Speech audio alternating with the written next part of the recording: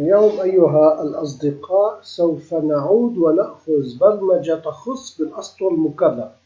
لنفترض أنه لدينا جدول، هذا الجدول يحتوي بالعمود الأول على بيانات مكررة، لكن العمود الثاني البيانات غير مكررة.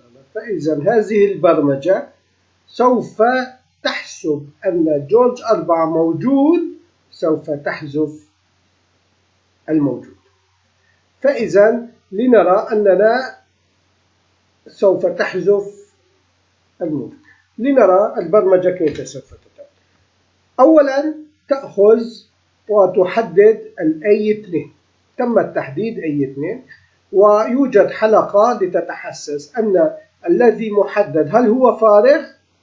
إذا كان غير فارغ تقوم عملية المتغير لتأخذ application أو work function COUNTIF. COUNTIF هي التي تقول تأخذ قيمة إذا كانت 1، فإذا هذه الخلية أو محتويات الخلية غير موجودة في هذا المجال، لأن COUNTIF تقول أن المجال هو عمود A كاملا. هل الموجود في الخلية الفعالة الخلية المحددة موجودة في الA؟ إذا قالت COUNTIF أنها موجودة 2، فإذا هنا الIF التكملة. البرمجة التي تليها تقول أن IF أو المتغير هنا يأخذ قيمة أو رقم 2 أكبر من 1، بما معناه احذف السطر بكامله. لنلاحظ الآن البرمجة كيف سوف تتم.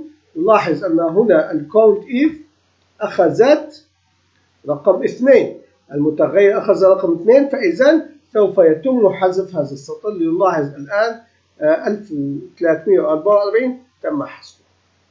ونعود للحلقة لنكمل جميع الجدول، كل بيانات الجدول. الآن جورج 2 أيضا إنها نسخ لصق لكل البيانات، فإذا هذه البيانات كلها سوف تحذف.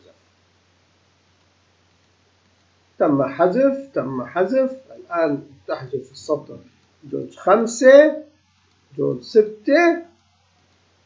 الآن يذهب ويتحسس بجورج 1. هل هو القيمة؟ نلاحظ أن هنا القيمة جورج 1 ما زال موجودا، سوف يتم حذفه. فإذا الآن نحن موجودين في بدون تكرار.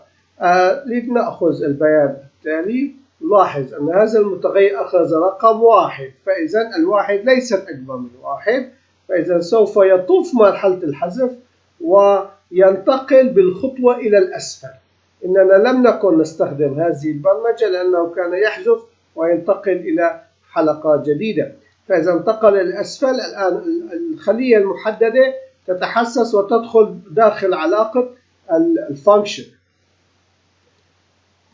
إنها غير مكررة، فإذا تنتقل إلى الأسفل. نلاحظ هنا أن الخلية تنتقل إلى الأسفل، وبذلك انتهينا من البيانات المكررة الخاصة بالعمود الأول. إن الحلقة انتهت الآن، وشكرا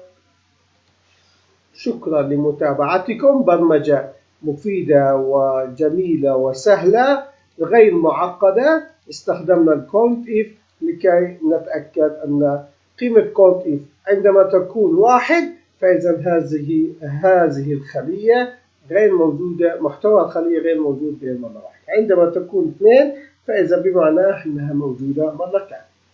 شكرا لمتابعتكم.